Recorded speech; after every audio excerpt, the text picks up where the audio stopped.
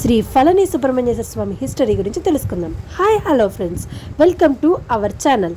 ముందుగా ఈ ఛానల్కి కొత్తగా వచ్చినట్టయితే లైక్ చేయండి, షేర్ చేయండి, అలాగే మన ఛానల్ని సబ్స్క్రైబ్ చేసుకోండి. పక్కనే ఉన్న బెల్ ఐకాన్ని క్లిక్ చేయండి. శ్రీ సుబ్రహ్మణ్య స్వామి 6 ప్రఖ్యాత క్షేత్రాలలోని ఫలని 4వది. తమిళనాడులో తిండిగల్ జిల్లాలో మదురై నుండి 120 కిలోమీటర్ల దూరంలో ఉంది ఈ ఆలయం. ఈ ఆలయాన్ని కేరళ రాజైన చీమన్ పెరుమాళ్ నిర్మించారు.